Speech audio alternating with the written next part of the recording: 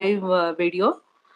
ಆ, ಏನಂತ ಅಂದ್ರೆ ವಿಶೇಷ ಏನಂತ ಅಂದ್ರೆ ಲಾಸ್ಟ್ 2-3 ಡೇಸ್ ಇಂದ ನನ್ನ ಕೆಲವು ವಿಡಿಯೋಗಳು ತುಂಬಾ ಚೆನ್ನಾಗಿ ಹೋಗ್ತಾ ಇದೆ. ಯೂಟ್ಯೂಬ್‌ನಲ್ಲಿ ನಾನು ಸುಮಾರು ನಿಮ್ಗೆಲ್ಲ ಗೊತ್ತಿರೋ ಹಾಗೆ 4 ವರ್ಷಗಳಿಂದ ಕಂಟೆಂಟ್ ಹಾಕ್ತಾ ಬಂದಿದ್ದೇನೆ.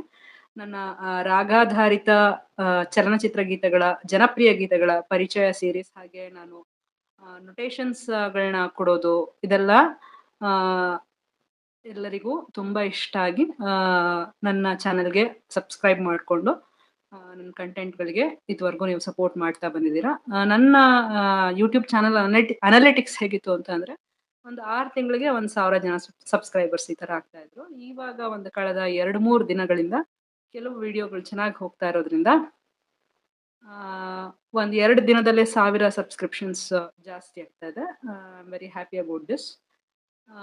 ಸೊ ದಿಸ್ ಲೈವ್ ವಿಡಿಯೋ ಏನಕ್ಕೆ ಅಂತಂದ್ರೆ is to thank you all for all this continued support you have shown.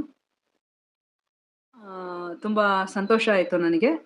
ಆದ್ರಿಂದ ಹೇಗೆ ಥ್ಯಾಂಕ್ಸ್‌ನ ನಿಮಗೆ ಕನ್ವೆ ಮಾಡಬೇಕು ಅಂತ ಯೋಚನೆ ಮಾಡಿ ಲೈವ್ ಬಂದು ಸರ್ಪ್ರೈಸ್ ಲೈವ್ ಇದು. ಓಕೆ, ಮಾತಾಡ್ತಾ ಇದ್ದೀನಿ. ತುಂಬಾ ಎಲ್ಲರಿಗೂ ನಾನು ಈ ಚಾನೆಲ್‌ನ ಈ ಲೆವೆಲ್‌ಗೆ ರೀಚ್ ಆಗೋದಕ್ಕೆ ಸಹಾಯ ಮಾಡಿದಂತಹ ಎಲ್ಲ ಸಬ್ಸ್ಕ್ರೈಬರ್ಸ್‌ಗೂ, ಎಸ್ಪೆಷಲಿ ಎಲ್ಲ ಮೆಂಬರ್ಸ್, 10 ಜನ ಮೆಂಬರ್ಸ್ ಕೂಡ ಆಗಿದ್ದೀರಿ ನನ್ನ ಚಾನೆಲ್‌ಗೆ. ಅವ್ರಿಗೂ ಎಲ್ಲರಿಗೂ ಕೂಡ ತುಂಬು ಹೃದಯದ ಧನ್ಯವಾದಗಳು. ಹಾಗೇನೆ ನೀವು ತಿಳಿಸಬಹುದು ಯಾವ ರೀತಿಯ ಕಂಟೆಂಟ್ ಅನ್ನ ನೀವು ಎಕ್ಸ್ಪೆಕ್ಟ್ ಮಾಡ್ತೀರಾ ನನ್ನ ಚಾನೆಲ್‌ನಲ್ಲಿ ಅಂತ. ಶುರುನಲ್ಲಿ ನಾನು ನಿಮ್ಗೆ ತುಂಬಾ ಜನಕ್ಕೆ ನನ್ನ ಫೇಸ್ಬುಕ್ ಮತ್ತೆ ಇನ್ಸ್ಟಾಗ್ರಾಮ್ ಫಾಲೋ ಮಾಡೋರ್ಗೆ ನಾನು ಬರ್ದಿರ್ತೇನೆ, ಗೊತ್ತಿರತ್ತೆ ಹೇಗೆ ಈ ಚಾನೆಲ್ ಸ್ಟಾರ್ಟ್ ಆಯ್ತು, ಯೂಟ್ಯೂಬ್ ಚಾನೆಲ್ ಹೇಗಾಯ್ತು ಅನ್ನೋ ವಿಷಯದ ಬಗ್ಗೆ ನಾನು ಬರ್ದಿದ್ದೆ. ಆಕ್ಸಿಡೆಂಟಲ್ ಆಗಿ ನನ್ನ ಹಾಡಿನ ವಿಡಿಯೋಗಳನ್ನ ಆರ್ಕೈವ್ ಮಾಡುವ ಸಲುವಾಗಿ ಮಾಡಿದಂತಹ, ಅಂದ್ರೆ just archive I had put few videos to YouTube. ನನ್ಗೆ ಗೊತ್ತಿರಲಿಲ್ಲ ಅವಾಗ ಚಾನಲ್ ಅಂದ್ರೆ ಹೇಗೆ ಏನು ಅಂತ. ದಿಸ್ ವಾಸ್ ಸಮ್ವೇರ್ ಅರೌಂಡ್ 2019 ಅಲ್ಲಿ. 2020 ಲಾಕ್ಡೌನ್ ಟೈಮ್ನಲ್ಲಿ ಸೊ ಆ ದೇವರ ನಾಮದ ವಿಡಿಯೋಸ್, ಭಾವಗೀತ ವಿಡಿಯೋಸ್ಗಳಿಗೆ ವ್ಯೂವರ್ಶಿಪ್ ಬಂದಿತ್ತು, ಹಾಗೆ 78 ಸಬ್ಸ್ಕ್ರೈಬರ್ಸ್ ಆಗಿತ್ತು. So I continue to put content. ನನ್ನ ಕಂಟೆಂಟ್ನ ಹಾಕ್ತಾ ಹೋದೆ. ನನ್ನ ಭಾವಗೀತೆಗಳು, ದೇವ್ರ ನಾಮಗಳು, ಏನೇನು ಹಾಡಿರೋದೆಲ್ಲ ಇತ್ತು. ಅವಾಗ ನನಗೆ ಎಡಿಟಿಂಗ್ ಏನು ಅಷ್ಟು ಗೊತ್ತಿರಲಿಲ್ಲ. ರಾ ಆಗಿ ಹೇಗಿತ್ತು ಹಾಗೆ ಹಾಕ್ತಾ ಇದ್ದೆ. ಹಾಗೇನೆ ಆಮೇಲೆ ನನ್ನ ಟ್ರಾನ್ಸ್ಲೇಷನ್ಸ್ನ ಅಪ್ಲೋಡ್ ಮಾಡ್ತಾ ಬಂದೆ. ನಾನು ಕರ್ನಾಟಕ ಶಾಸ್ತ್ರೀಯ ಸಂಗೀತದಲ್ಲಿ ವಾಗ್ಗೇಯಕಾರರು, ಪ್ರಸಿದ್ಧ ವಾಗ್ಗೇಯಕಾರರ ಹಲವಾರು ಕೃತಿಗಳನ್ನ ಕನ್ನಡಕ್ಕೆ ಅನುವಾದ ಮಾಡಿ ಹಾಡ್ತಾ ಇದ್ದೆ. ಅದನ್ನು ಕೂಡ ನಾನು ನನ್ನ ಚಾನೆಲ್ನಲ್ಲಿ ಕಂಟೆಂಟ್ ಆಗಿ ಹಾಕ್ತಾ ಬಂದೆ. ಆಮೇಲೆ ವಿಶ್ವೇಶ್ ಭಟ್ ಅವರ ರಾಗದ ಸರಣಿಯ ವಿಡಿಯೋಗಳು ನನಗೆ ಲಾಕ್ಡೌನ್ ಟೈಮಲ್ಲಿ ಕಣ್ಣಿಗೆ ಬಿದ್ವು.